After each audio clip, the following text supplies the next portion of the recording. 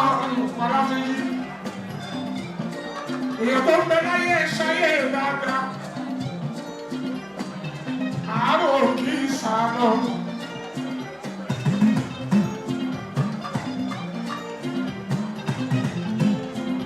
Èmi ò mọ ohun tó ń bẹ láàárọ̀ òṣùwọ̀n orílẹ̀ ayé. Ètùtù. Mi ò mọ ohun tó ń bẹ láàárọ̀ orílẹ̀ ayé. Ibo ṣe ṣe ní ayé dáadáa. Èmi á já ayé òyì mi àyídé o. Ilé náà bá kọ̀ sí ilẹ̀ onílé lásán.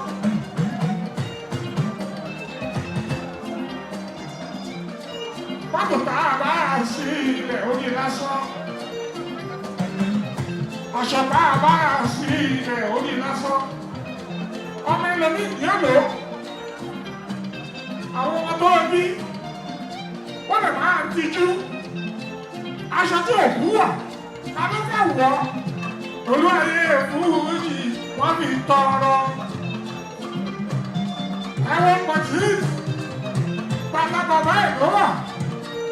Ọmọ olókùn mọ̀dù ní àgbàdo ọ̀rọ̀ fújì.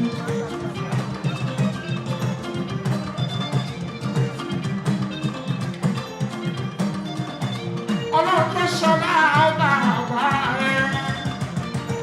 Á fi ẹ̀wọ̀. O ò ní kú ní kékeré. Wàá dàgbà lágbà. Gbogbo ohun téèyàn fi ṣe ní ayé ló máa ń ní. Wàá náwó. Wàá lára fi àhàrà. Wà sì lẹ́mí gbòǹgbò sí i. Kàsíf. Ìjọba ò ní ṣe é lọ́lá ọlọ́run ọba. Àdúrà yà máa kà á bí.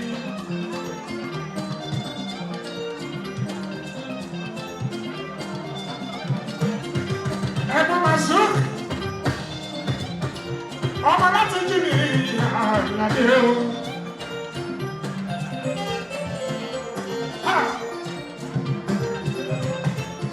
Ẹ̀ẹ́dẹ̀lú nǹkan mi bí lẹ́yìn. Ẹ̀yin ojú ẹ̀, ojú àkàbẹ̀ àbúkà ọ̀ọ́lá nílí. Lọ́yọ̀ bá rú ọmọ báyìí. Ẹ bá tún ní kó ṣe DNA. A jẹ́ pé orí ìdùn yìí ní àyídé o. A jẹ́ pé orí ìgbà wọn, orí ìgbà wọn. Ẹ̀yin náà wò ó.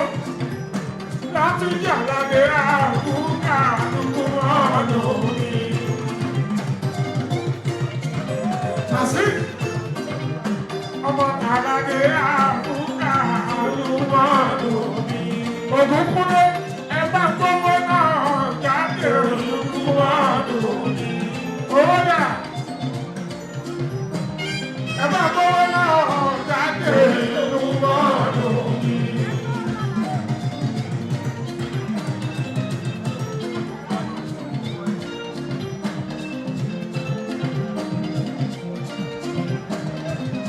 Masini, ọgbà kówó náà jáde lùkùmọ́dọ̀ mi. Àwọn alátúnjà lábẹ́ àbúkà lùkùmọ́dọ̀ mi. Bàbá tiẹ̀, Masini, ọ̀rẹ́ tèmi àyílé wá sí ìhù ayé orí ọ̀gbìn.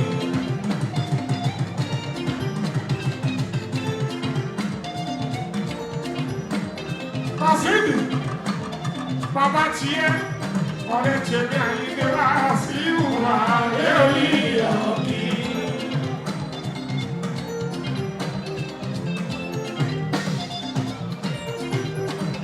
Ọmọ bàbá mi àbúkà lórí ọ̀gbìn.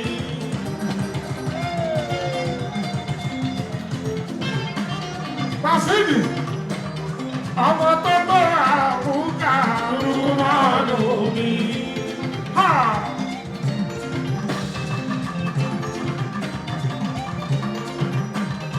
Ọmọ bàbá mi àbúkà lùmọ́dọ̀ mi. Bàbá kú bàbá kú lùmọ́dọ̀ mi. Àwọn ṣe dúró tì ẹ́. Pàṣípì, bàbá kú lùmọ́dọ̀ mi.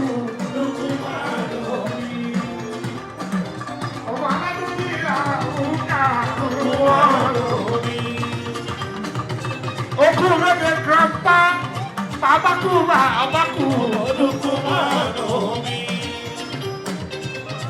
Masini, Eba Mazuk, babaku babaku. Mo rántí o, kò tọ́jú ilé. Masik, rántí o, kò tọ́jú ilé. Bíọ́lá, ọlọ́wọ́ ló tiẹ̀, wọ́n ní fi láyé lójú. Eléyìí, kò rántí, kẹ́rẹ́ tọ́jú ilé. Masini, owó tó kù tọ́lá ní òní kó tó jáde láyé wà ní lówó náà lọ́wọ́ kò tọ́jú ilé. Masini, ọkọ̀ tọ́lá ní àbúgbà lóko máa lò mí. Olójú ẹ̀ àlàdé ọ̀rẹ́ mi orí lóko máa lò mí. Mo wọ́jú ọ̀rẹ́ mi lóko máa lò mí. Ọdún mẹ́rin lọ́wọ́ lórí ọ̀bí. Masidi, mo wọ́jú ọ̀rẹ́ mi lóko máa lò mí. Masidi, mo wọ́jú ọ̀rẹ́ mi lóko máa lò mí. Ṣadé, èyí náà wò ẹ wojú àgbàdo àbúrúkà lóko máa lò mí. Ẹ wojú Ọlátúnjí àbúrúkà lóko máa lò mí. Ayé ṣe rí ni o, kò máa lò mí. Masidi, ẹ̀yin wojú àlàdé àbúgà kò máa lò mí. Àdùnní, àbúgà kú, ó tún fọmọ sílẹ̀, ó fi rẹ̀ sáyé, ẹ wo Masidi. Ọmọ àlàdé àbúgà kò máa lò mí. Ògúnkúnlé owó náà, ẹgbẹ́ gbogbo owó náà jáde lórí ọ̀kí.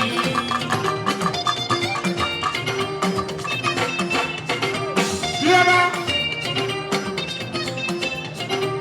ìwọ ni mo ti kú oríire.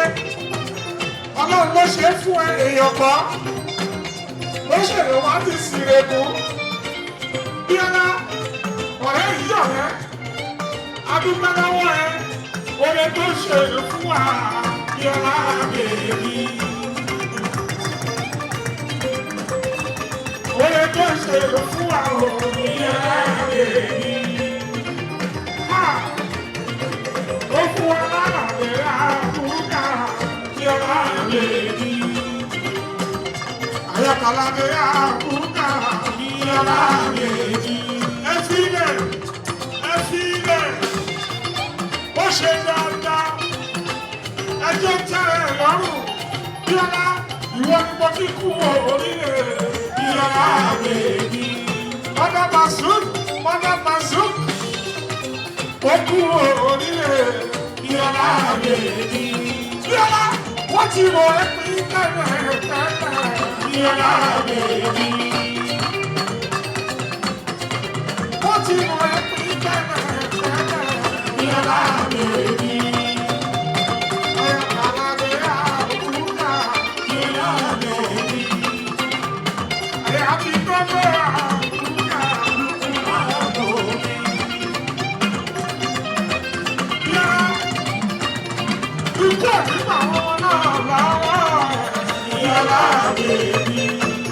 Wọ́n ṣoríire lójú ẹ̀rí ẹ̀rọ. Bíọ́lá bèbí.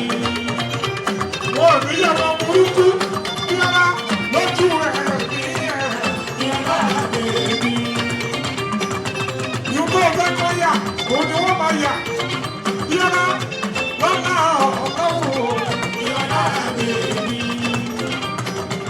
Ayọ̀ládé àbúkà. Bíọ́lá bèbí. Adúpẹ́ lọ́wọ́ ẹ̀rọ. Bíọ́lá bèbí. Òun máa ṣe ní ọtí ẹ̀. Adúpẹ́ lọ́wọ́ ẹ̀rọ. Bíọ́lá bèbí.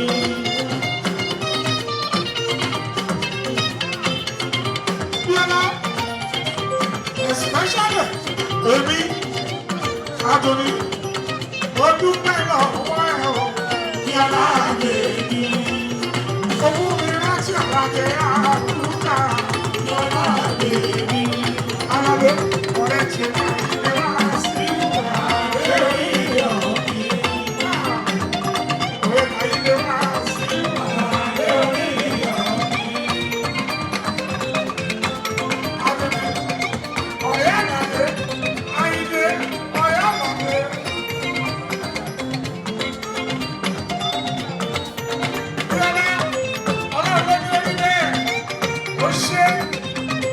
Masud Abiru nípa, Masud Abiru nípa, òní kú lọ wá ẹ̀rọ ìyára bèbí. Òní mo sáré ọmọ ló wà náà ọlọ́wọ́ ìyára bèbí. Gbogbo kọ́nà náà ló ṣe, àwọn eléyìí wọ́n ṣe jù bẹ́ẹ̀. Abíọ́lá wọ̀ kí ẹ̀rọ ìyára bèbí.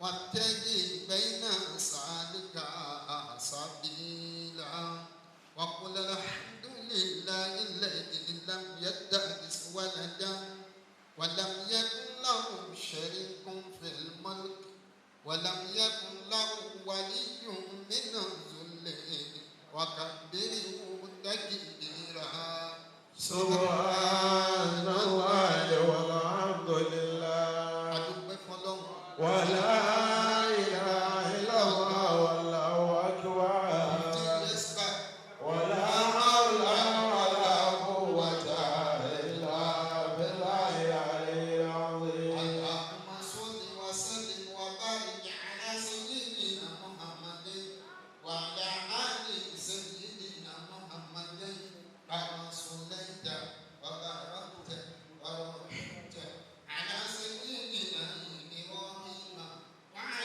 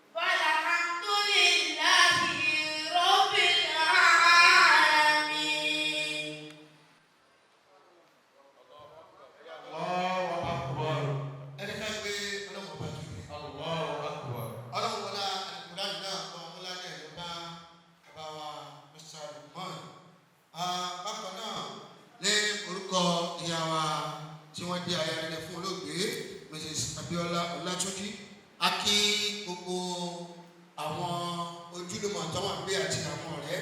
Bákan náà nínú àdúrà rẹ̀ láti tọrọ fún gbogbo àwọn ẹ̀hún tí òkú fílẹ̀ lè tó mí àti èyí tí ò mí.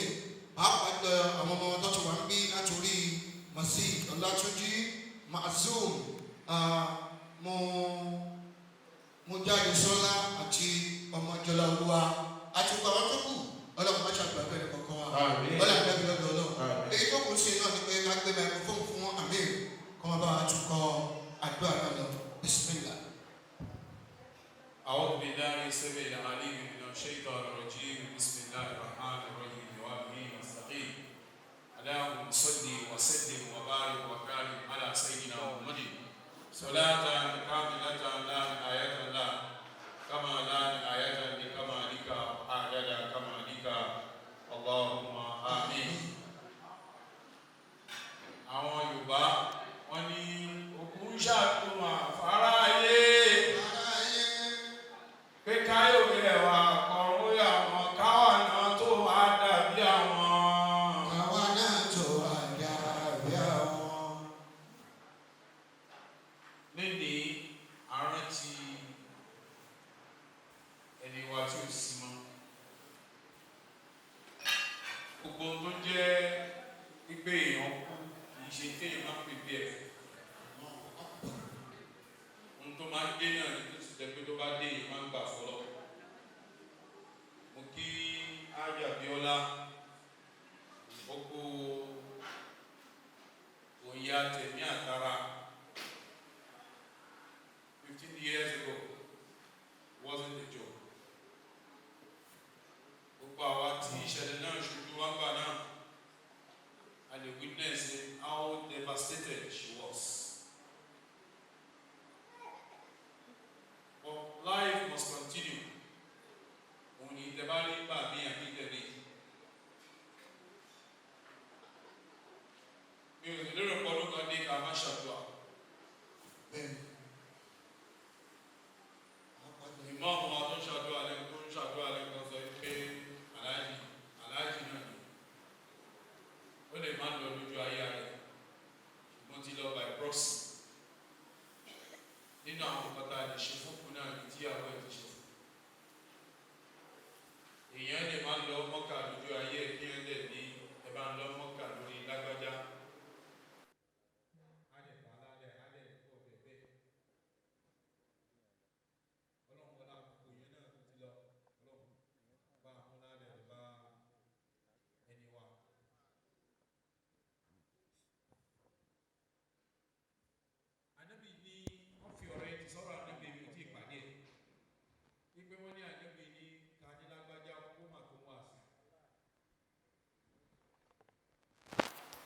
Ṣùgbọ́n táwọn náà bá wò ó káwọn náà wò fúnra wa ipe kọ́ ẹ̀ńdájọ́ ríra wa lánàá ká má wà ríra wọn ní ó tó kéèyàn náà lè kíyèsí ó dẹ̀ tó kéèyàn náà lè máa lè wo pé after one kọ́lá wà yìí 21 after one ìjẹ́ máa dalẹ̀ bíi mùsùlùmí béèyàn bá kú sí ó likely it's most likely ká sí kó tó ní padà sàlẹ̀ lẹ́yìn àdásàlẹ̀ mùsùlùmí o tó ìwà láyé as at this moment ìyẹn náà tó fún yàn kí ẹ náà lè máa reflect ibẹ̀ ìjẹ́ máa dọ̀la forgetting the circumstance tá a fẹ́ gbà lọ. The ultimate ni pé kọ́ pronounce him dead. So tóníkàlùkù náà máa rò ó ṣé 15 years ẹ̀sìn àìmọye àwọn ọ̀rẹ́ tó ti lọ. Kódà àìmọye ọ̀tá mi náà gba ọ̀dọ̀ ṣọ̀dá ní tóun náà ti lọ wá ti rí ra wọ́n sì wọ́n náà ti dé bí. Bẹ́ẹ̀ ọ̀rẹ́ kò ní kó sùn náà tó ti lọ. Ara ló ti lọ. Ìbéèrè ní pé nígbà wo ni tèmi àti tiẹ̀ náà fẹ́ yà. Àfáà ní dára ìlú ká má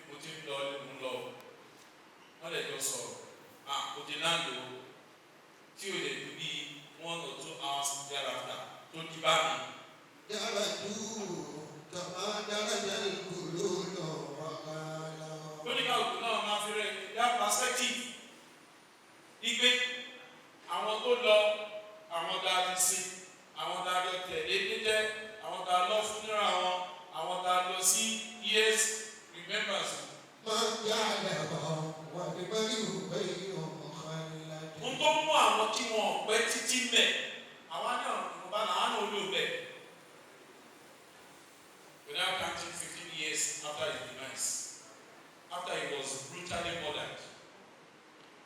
Ṣùgbọ́n lọ́hùn ti kọ́ bá oníkàlùkù ti ṣe máa rìn ní. Torí ní ayé àwọn bí yìí, our living on earth is just for a period of time. Nínú stages of our being, ibì kan láwà, kó tó nípa adílé ayé. Adílé ayé, ẹlòmíì máa ń ṣe ilé ayé yẹn nígbà tó ṣe pé bí àwọn ò tí ì dé final result. Ẹ̀rí ẹlòmíì bó ṣe níwọ̀ bíríbíwọ̀ ìyàtọ̀ nínú tó fẹ́ kójọ bóyá lawfully or unlawfully. Ìgbà wo ní sílẹ̀? máa jà lọ wọlé báyìí wọ ìlú ọ̀hánlẹ́dì. So káwá wá bí lẹ́nu àwọn rántí ọdún mẹ́rìndínlógún afẹ́ṣẹ́ àdúrà in the last 15 years ta ló lè fọwọ́ sọ̀rọ̀ pé 15 years after òun yóò wá. Ṣùgbọ́n gbà tó bá wa káwa máa fira wa in that picture ìgbé ìjọ kan náà ló máa dé ló máa láwa ní òsì mọ́. máa jà lọ wọlé báyìí wọ ìlú ọ̀hánlẹ́dì. Ṣùgbọ́n gbogbo ló lè dá ká ṣe ní pé ká ṣe dáadáa níwọ̀n bàtà bá máa lò ń bẹ̀. Dáadáa yẹn ní ká ṣe fún the little tá a bá máa lò. Tá a bá ní ká máa kọ́ appraisal lórí báwo ni tó tó àkókò àṣẹdáyé ẹ̀ ó lò dáadáa. Ẹnìkan tí ò fẹ́ yẹn jẹ́ ẹni tó máa ń dúró tíyàn pé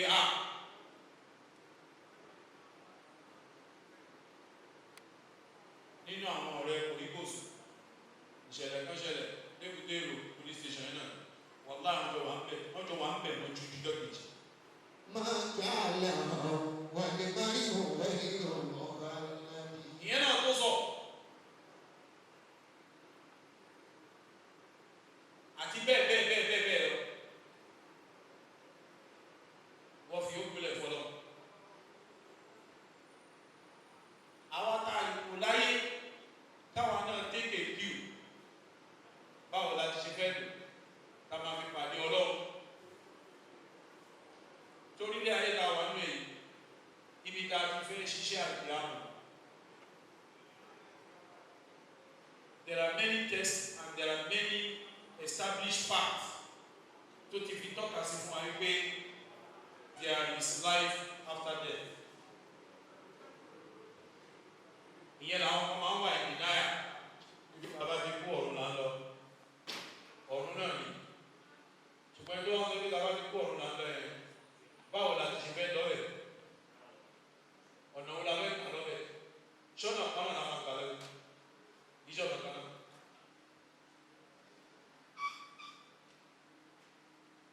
máa jà lọ ọ̀run wọlé báyìí wọ ìlú ọ̀hánlẹ́dì. ń ta máa ń mọ̀ ní pé tó kú bá kú anya ẹ̀ka lọ fi gbé ẹ̀ ń fún nira ara nìkan là ń lọ ìmọ́lẹ̀ ẹ̀mí ò sí ibi tá a fẹ́ ìmọ́lẹ̀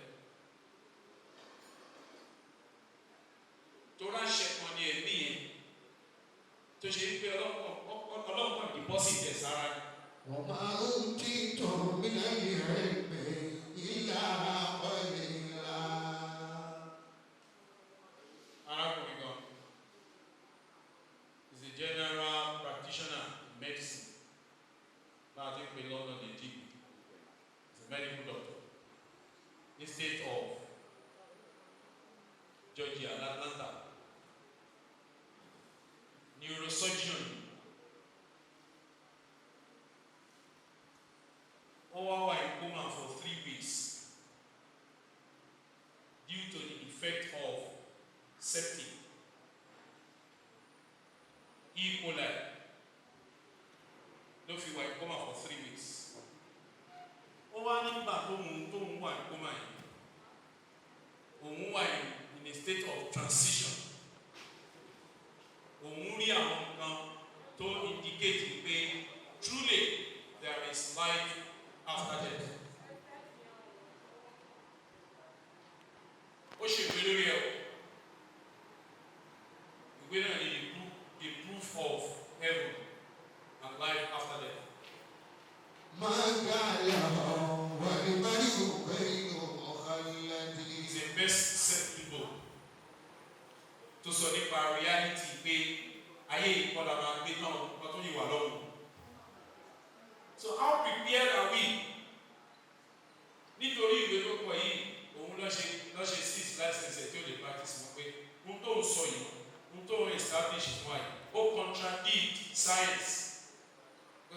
has to be proven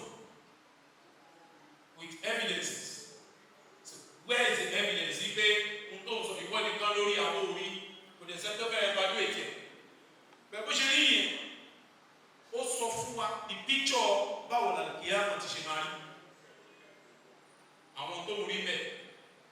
Kódà òun rà wọn lẹ́gbẹ́ wọn ti òun lè òun certify wọn pé as a dead person òun rí wọn lọ́wọ́. Anyway, the proof of heaven.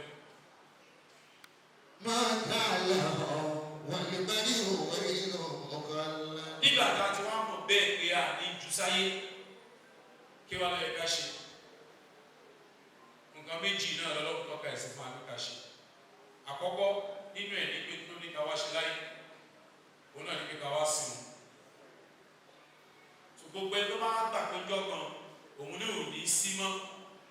Òun máa lọ pàdé pẹ̀lú Ọlọ́run ní ìnáwó àná báṣàrún mithlukum yuha ilayya annama ilahukum ilahun wahidun faman kana yarju liqa'a rabbih faly'amal amalan salihan wala yushrik bi ibadati rabbih ahada.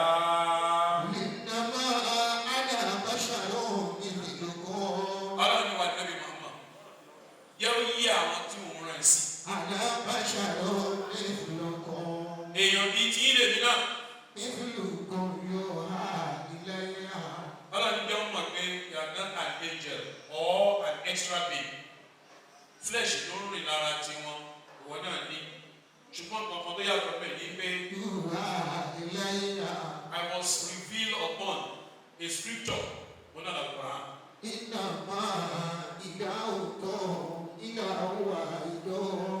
Kí ni tó contain nínú scripture yẹn nínú Quran yẹn? Òun náà ní bí ibi ọlọ́run yìí. Ọ̀kan ṣoṣo náà ni ọlọ́run.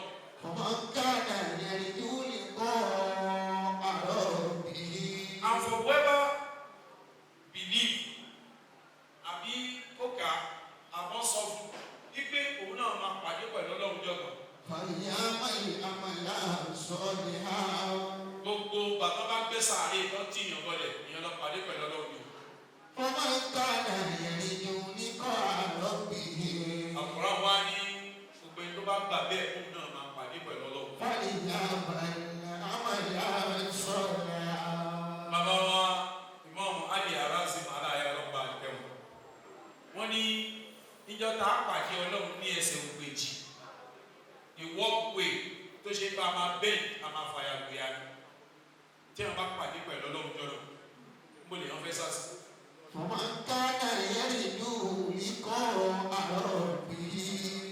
The message here, whoever that is going to have a meeting with Allah one day, àbí kó máa ṣe dáadáa kó máa ṣe ìdá.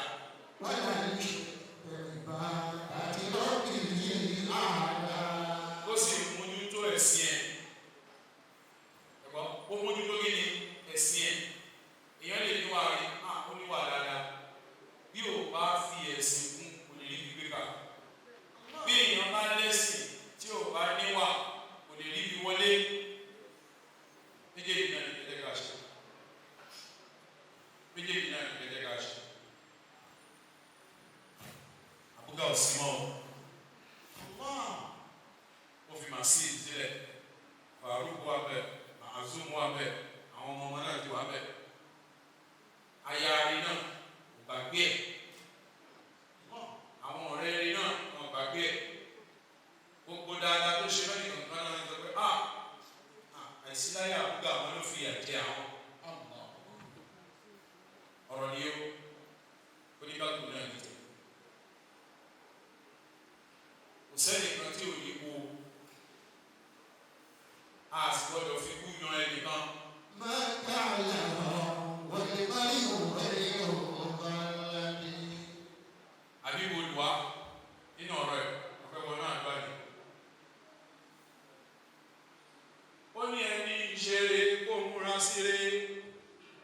ẹni ìṣèkà kò múra síkà àtòrí àtìkà ikọ̀ kì í gbé ìrètí ń bẹ bẹ́mi báyìí wá ká má ṣe pọ̀jù jọlọ́hún lọ o dérí bí gbé ọláṣẹ́yìndé àgbà òsì ìlú bàjẹ́ baálé ilé kú ilé yàwòrò ìjàkùmọ̀ kì í ràn sán ẹni àbíire kì í rírú o kábíyú kàláàkú káwọ ẹni tí yóò sunkún ẹni kákùnrinkùnrin káfẹsẹ̀ kọ káwọ ẹni tí yóò ṣe ní pẹ̀lẹ́ kò ní burúburúburú kó má kẹ́ni kan mọ́ ni o ẹni tí ó kù làwọn mọ̀ ẹ má fọ̀rùn yẹn dá kò sẹ́ni tí ó ní kú ilé ayé fúnpa díẹ̀ ní kádàrá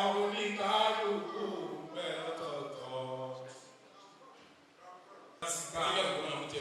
àtòrí àbẹ́ṣà kan kì í gbé ìrètí ń bẹ bẹ́ni báyìí wá ká má ṣe kọjú jọlọ́hún lọ o dérí bí gbé ọláṣẹ́yìndé àgbà òsì ìlú bàjẹ́ baálé ilé kú ilé dáwòrò ìjàkùmọ̀ kì í ràn sán ẹni àbíire kì í rírú o kájíjú kàláàkú káwọ ẹni tí yóò sunkún ẹni kákùnrinkùnrin káfẹsẹ̀ kọ káwọ ẹni tí yóò ṣe ní pẹ̀lẹ́ kò ní burúburúburú kó má kẹ́ni kan mọ́ ni o ẹni tí ó kù la ò mọ̀ ẹ má fọ̀rùn yẹn dá kò sẹ́ni tí ó ní kú ilé ayé fúnpa díẹ̀ ní kádàrá oníkálukú bẹ́ẹ̀ lọ́tọ̀ọ̀tọ̀.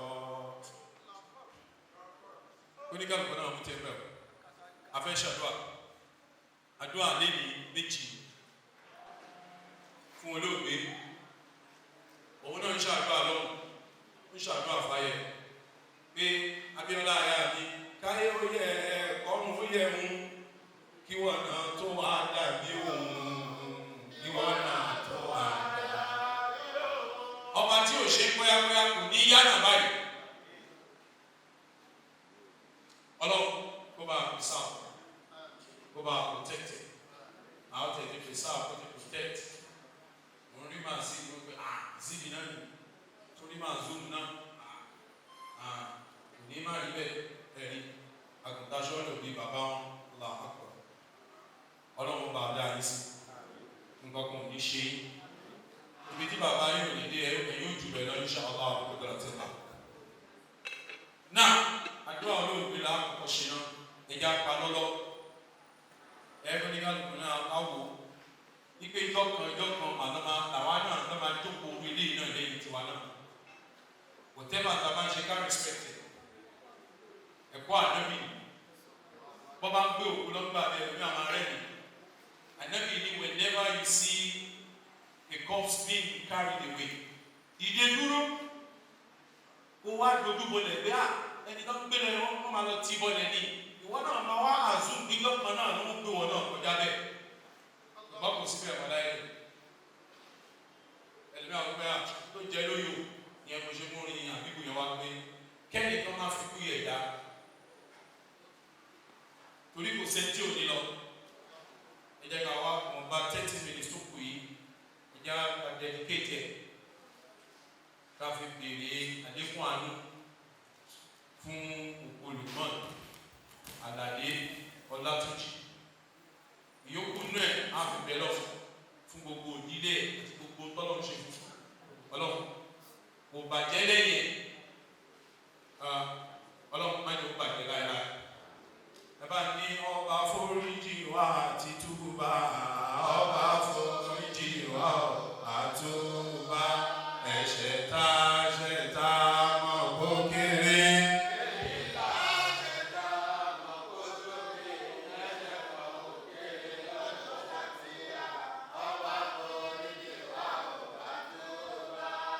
Astaghfirullah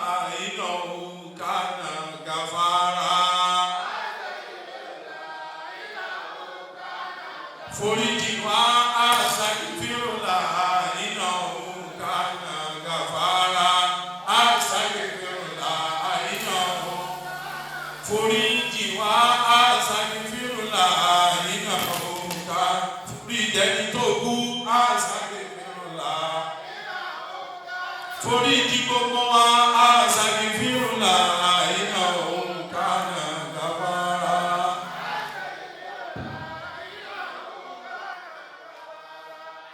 Astaghfirullah innahu kana ghafara. Àwa bẹ̀ Ọlọ́run bá wa gba àbọ̀ ẹ̀, bá wa gba ibi tí ó padà sí lọ́dọ̀ Ọlọ́run.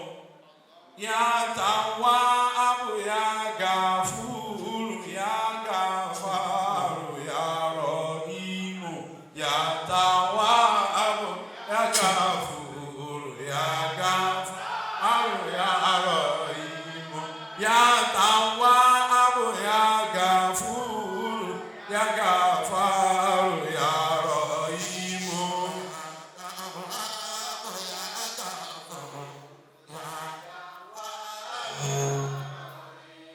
Ya Tawwabu ya Ghafuru ya Ghafaru ya Rahimu.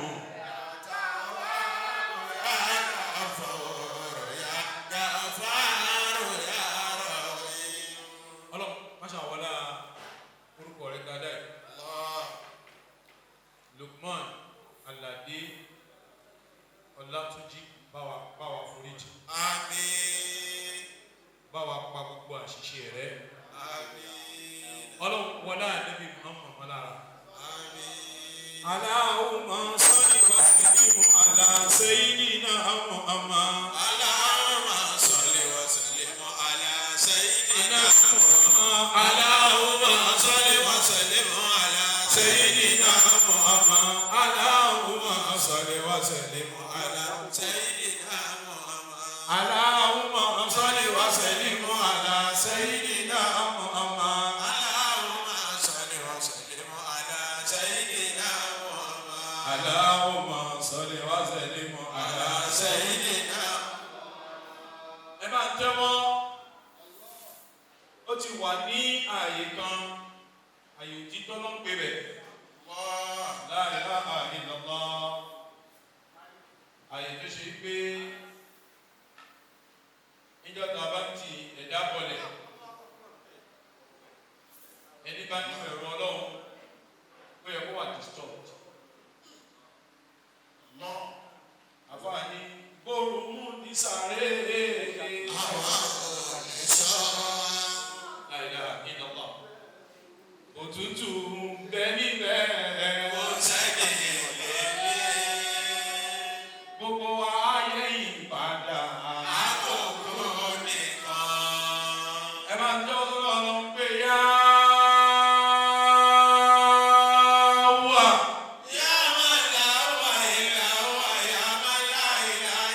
Ìwọ nìkan ni wọ́n dúró tó kú. Yá wà.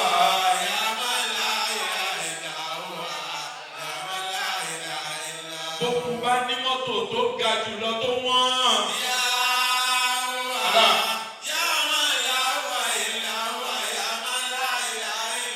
Àní fi mọ́tò náà gbé lọ sàárè.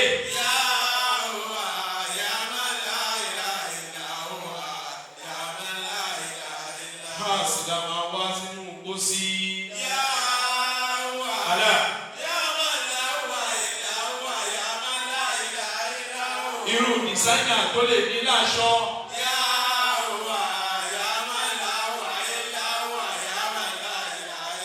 Aṣọ funfun la máa fi sí.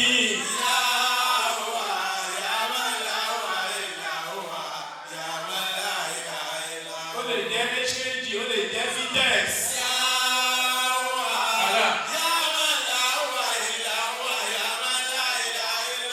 Tẹ́lọ̀ tó ránṣọ fún kọ́ ló máa rán yẹn.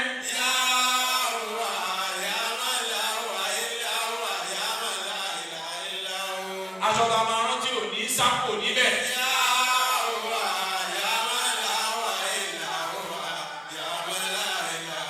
Aṣọ tó máa wọ̀ fún wa kì í lọ.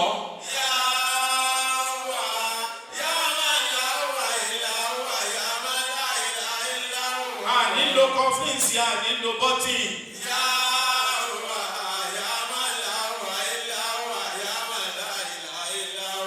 Asolókun.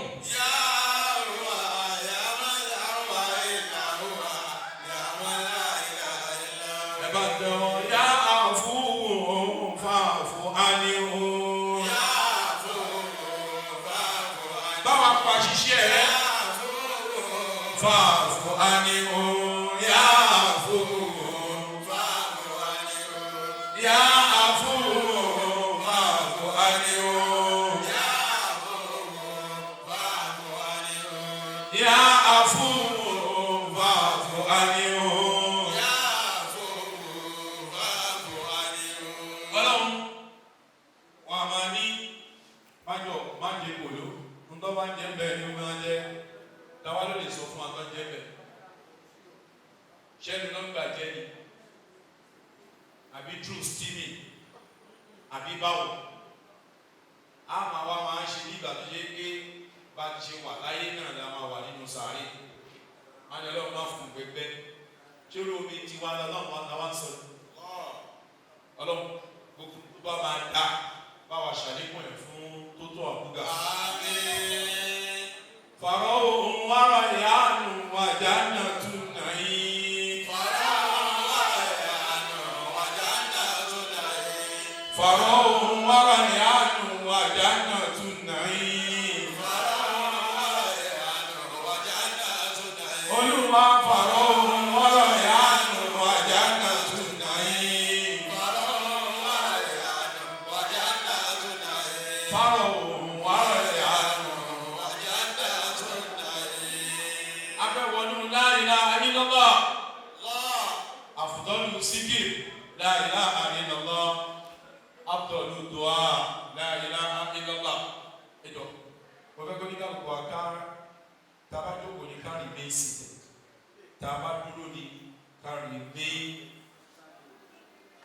non-fidgeting torí ta fẹ́ wí ọlọ́wọ́lá gbólóhùn náà ti ṣe tóbi tó lọ́wọ́ sọ pé a fẹ́ ṣe fìdáwò gbólóhùn fìdáwò náà ni eléyìí náà la máa ń fi sókun lẹ́nu pé rántí ìgbà tó wà láyé pé kò sọ bá a bí àfọlọ́hùn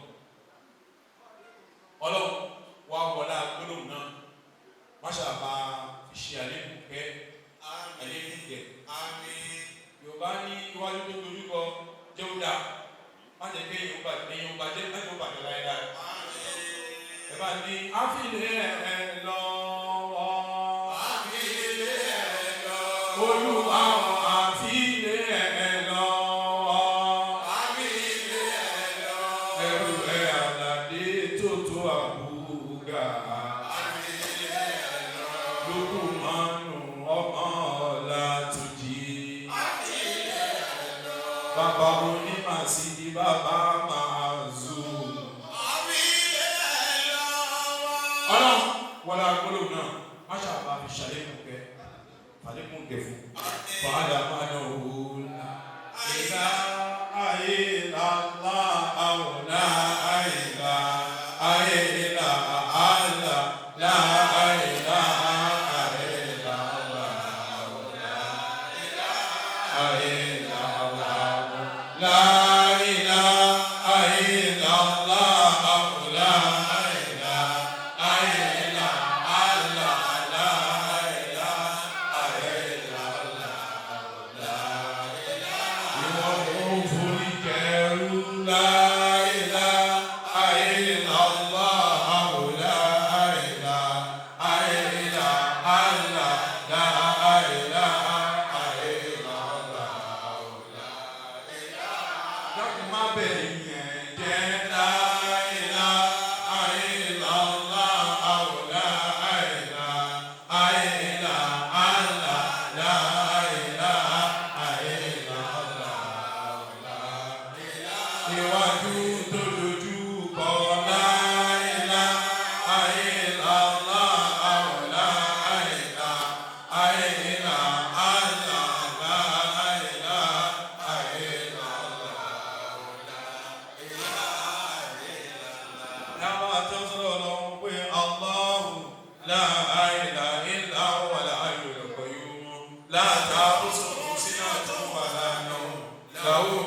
السماوات وما في الأرض ما ذا الذي يشفع عنده إلا بإذنه يعلم ما بين أيديهم وما خلفهم ولا يحيطون بشيء من علمه إلا بما شاء وسع كرسيه السماوات والأرض ولا يئوده حفظهما وهو العلي العظيم.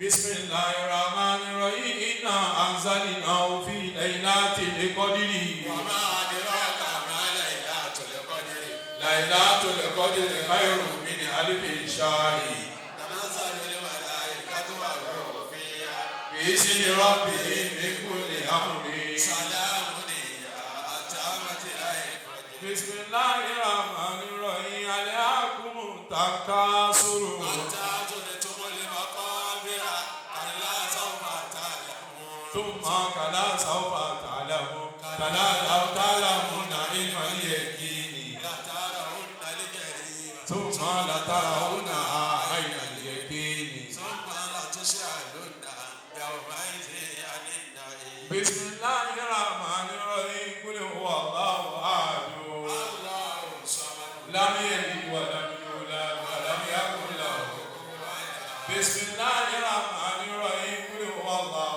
أحد الله الصمد لم يلد ولم يولد ولم يكن له كفوا أحد.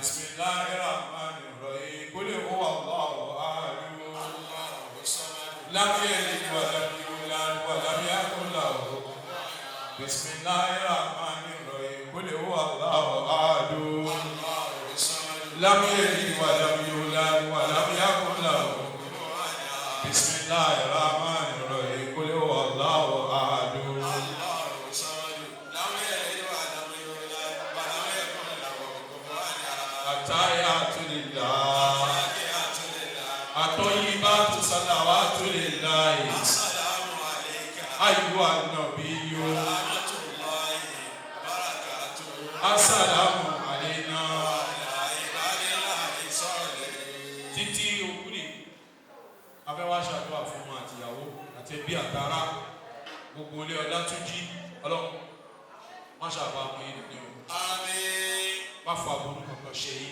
àmín ọlọ́run má jẹ́ pọ́njú lọ bá àmín ọlọ́run bá wà pẹ̀lú yín àmín ọlọ́run má ọba tí ò ti fi ṣe ń tẹ̀lé ọlọ́run má jẹ́ pé pèsè ìtẹ̀wá rántí èyí níwájú níyà ìwọ náà máa bọ̀ ọlọ́run má ṣe bẹ́ẹ̀ fún mi àmín ọlọ́run àtìyàwó àtàwọn ọmọ àtọmọ ọmọ ọlọ́run bá mú yín dání àmín má jẹ́ kẹ́ pàdé aburú lọ́nà àmín má jẹ́ ká burú wá bá yín lọ́nà àmín ọlọ́run ẹ máa ṣàdúrà ẹ máa ṣàmì fún àjàbí ọlá ni àmín bismillahir rahmanir rahim qul a'udhu bi rabbil falaq min sharri ma khalaq wa min sharri ghasiqin idha waqab wa min sharri nafathati fil 'uqad wa min sharri hasidin idha hasad bismillahir rahmanir rahim qul a'udhu bi rabbin nas malikin nas ilahin nas min sharri al-waswasil khannas alladhi yuwaswisu fi sudurin nas min al-jinnati wan nas. Aja biara baba wajib mazum ena mabo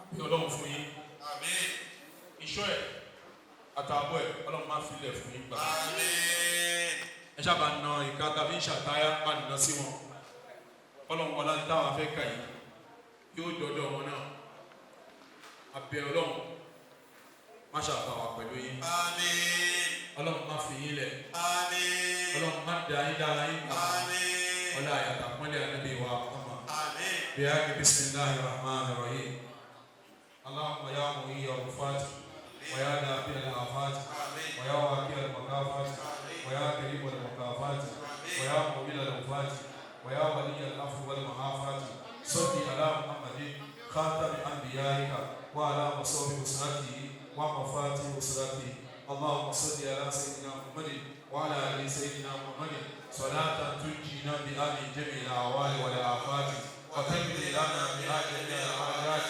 وتطهرنا بها من جميع السيئات وترفعنا بها عندك اعلى درجات وتبلغنا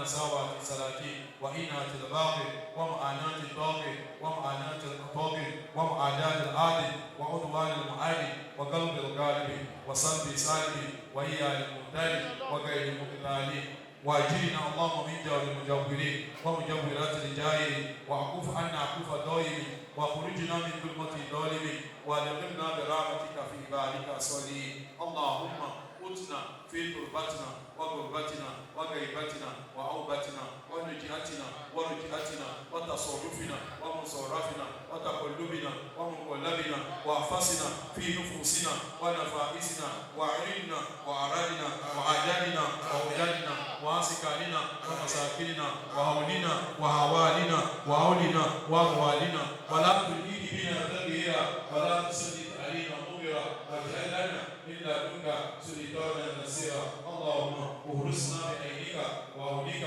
واخصصنا بأمنك ومنك وتولنا باختيارك وخيرك ولا تكلنا لا تكيك وهب لنا عافية غير عافيتك وارزقنا رفاهية غير واهية وكفنا مخاشي الأعوالي وكنفنا بكوساء الآلام ولا تصبر بنا أصبر الأعداء إنك سميع مجيب الدعاء.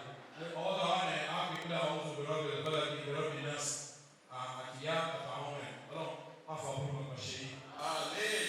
أولوكي نوالي نقول يجري نقول الله أفهم المشي. آمين. أمم يقولي بسم الله الرحمن الرحيم قل أعوذ برب الفلق من شر ما خلق ومن شر غاسق إذا وقب ومن شر النفاثات في العقد ومن شر حاسد إذا حسد. بسم الله الرحمن الرحيم قل أعوذ برب الناس ملك الناس إله الناس من شر الوسواس الخناس الذي يوسوس في صدور الناس من الجنة والناس. ولا حول ولا قوة إلا بالله العلي العظيم. ìṣòro ọ̀nà àtọ́lọ́ ní ìbẹ̀rẹ̀ ní àdúrà náà ṣe sàárà àdúgbò báyìí pẹ̀lú tí wọ́n àti tí ó ti wọ́ oníláṣà tí wá gbogbo prosi táwa bá rí láti di òkú a máa fi immortalize òkú ni náà aleyhi salaam wa rahmatulah ẹ ṣeun ọlọ́run gbà ọlọ́run máṣá bá ṣe àlékún kẹ́ àlékún gẹ̀ bá ṣe fún ẹni wa Lukman Alade Ọlátúnjí ọlọ́run má ṣe lẹ́rù Nàìjíríà gbogbo tó fi sílẹ̀ lọ má fọwọ́ bàjẹ́ gbogbo ẹ̀yìn ẹ̀ pátá ọ̀rẹ́ ni ará ni ojúlùmọ̀ ni ọ̀rẹ́ associate ní ọlọ́run má fi kankan kàn wọ́n ọlọ́run má ṣàbà mú gbogbo dúkìá ẹ̀ dání ọlọ́run má jẹ́ wọ́rà sú ọlá àyàtà pọ́nlẹ̀ ànábì wa ọmọ ọlọ́run má ṣàbà ṣe bẹ́ẹ̀ fún gbogbo bí Ọlátúnjí mo tọrọ fún yín ọlọ́run ilé náà ò ní dáhoro ọlọ́run ilé náà ò ní dáhoro ẹ̀ ní rákùfà ẹ̀ ní ìdàkúnlé náà àti ilé kankan wa náà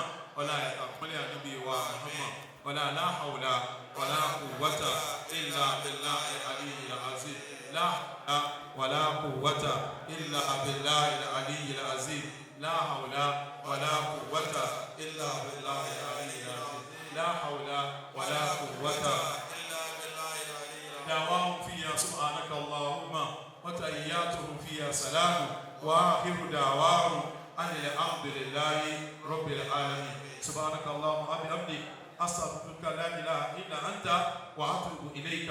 سبحان ربك رب العزة عما يصفون والسلام على المرسلين والحمد لله رب العالمين. صلوا على النبي صلى الله عليه وسلم.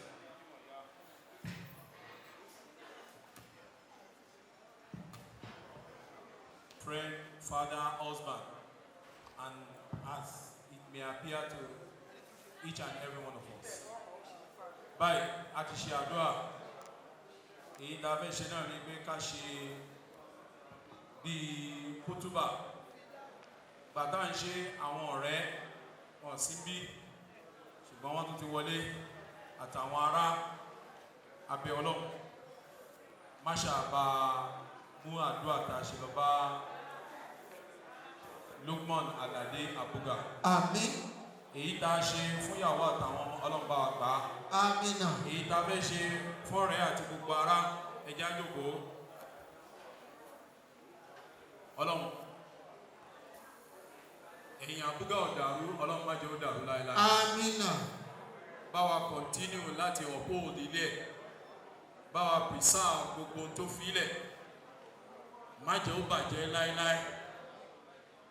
ayáre mo sọ lẹ́ǹkan gbàtà ń ṣàdúrà, òun náà ni sísítà náà sọ lẹ́ǹkan pé ọdọọdún even wherever, òun náà ni lọ́dún tó lọ Mọ́kà láti ṣe tọdún tó lọ. abẹ́ ọlọ́run bá wa tún ẹ̀yìn ẹ̀ ṣe kó dáa jù báyìí lọ. ọlá bismillahir rahmanir rahim alamu tara kayfa fa'ala rabbuka bi ashabil fil alamu yaj'al kaydahum fi tadlil wa arsala alayhim tayran ababila tarmihim bijaratin min sijil faj'alahum ka'asfin ma'kul. bismillahir rahmanir rahim.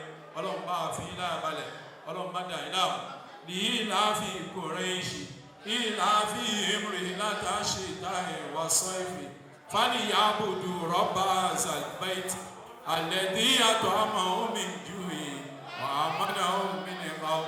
bismillahir rahmanir rahim ara'ayta alladhi yukadhibu bid-din fadhalika alladhi yad'ul yatima wala yahudu ala ta'amil miskin fawailun lil musallina alladhina hum an salatihim sahun alladhina hum yura'una wa yamna'una al-ma'un.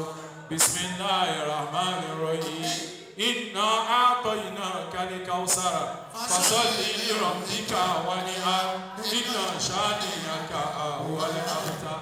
bismillahir rahmanir rahim قل يا أيها الكافرون لا أعبد ما تعبدون ولا أنتم عابدون ما أعبد ولا أنا عابد ما عبدتم ولا أنتم عابدون ما أعبد لكم دينكم ولي دين. بسم الله الرحمن الرحيم إذا جاء نصر الله والفتح ورأيت الناس يدخلون في دين الله فسبح بحمد ربك واستغفره إنه كان توابا.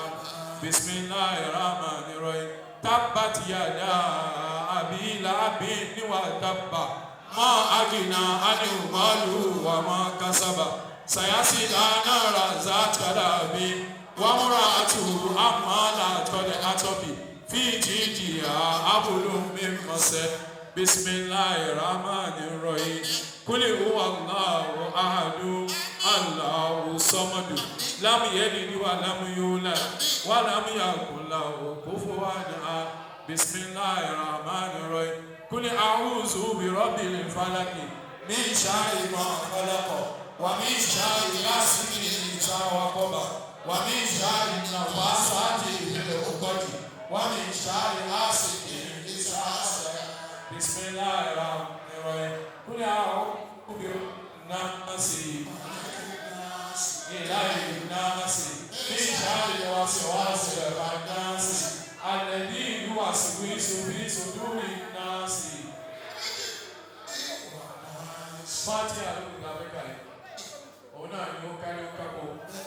Ọlọ́run má fi ẹbí mọ́ọ̀nà àdàlẹ́ àbúgà má fi ilẹ̀ gbà kan. Ọlọ́run bá àwọn ẹ̀dá ní. Ọlọ́run má dà yín láàmú. Gbogbo tí ó gbà lérò kó ń fẹ́ ṣe kó o jẹ́ ó lè ṣe lórí aya lórí ọlọ́run má ṣe fún yín. Ọlọ́run bá ṣe fún yín. Ọlọ́run bá ṣe fún yín. Má ṣe àwọn ọmọ náà ní tíwájú bàbá wọn wà láyé ọ̀rọ̀ kò ní ìfẹ́ má ṣe bẹ́ẹ̀ fún wọn. Abẹ́lọ́ fún gbogbo ẹbí látòkè délẹ̀, gbogbo ọ̀rẹ́ ọlọ́run, gbogbo àyè tí ọ̀rẹ́ yín dí tí ò sí pẹ̀mọ́ ọlọ́run bá yín dì, ọlọ́run má tún náà ṣe Al-Fatiha. Bismillahir Rahmanir Rahim. Alhamdulillahi Rabbil Alamin. Maliki yawmiddin. اهدنا صراط المستقيم صراط الذين أنعمت عليهم غير المغضوب عليهم ولا الضالين. kótóbà la fẹ́ ṣe ọlọ́run nígbà tí bá tó fi di pé a tó fẹ́ ṣe ìrántí lọ́dún tó ń bọ̀ ọlọ́run tó ọlọ́run bá tún ti lékún orí fún àwọn ọmọ àti fún ìyàwó ọlá bismillahir rahmanir rahim la yasawi ashabun nari wa ashabul jannati ashabul jannati humul faizun gbogbo àwọn àtàwá sáàyè ọlọ́run má dà wà náà láàmú má jẹ́ àfihàn eléyìí gbà ní kóyákóyá jẹ́ kó dún jìnnà síra wọn abẹ́ ẹni ọlọ́run bá orílẹ̀-èdè nàìjíríà bá fi lára balẹ̀ má dààmú ẹnì kankan wá bẹ̀ ọlọ́run má dààmú wa o gbogbo ayé látòkè délẹ̀ ọlọ́run fi wá lára balẹ̀. làwọn anzalina azalkura ana ala jabali lára àìtàwọn àṣìyá mutasọ́ọ̀dì àmì kàṣíyàtì ńlá wàtílì kàlà musalu nadribu ali nasi la'allahum yatafakkarun huwa Allahu alladhi la ilaha illa huwa alimul ghaibi wash-shahadati wa rahmanur rahim huwa Allahu alladhi la ilaha illa huwa al-maliku al-qudusu as-salamu al-mu'minu al-muhaiminu al-azizu al-jabbaru al-mutakabbiru subhanallahi amma yushrikun huwa Allahu al-khaliqu al-bari al-musawwiru lahu al-asma'u al-husna yusabbihu lahu ma fi samawati wal ardi wa huwa ala kulli shay'in qadir wa la hawla wa la quwwata illa billahi al-aliyyil azim.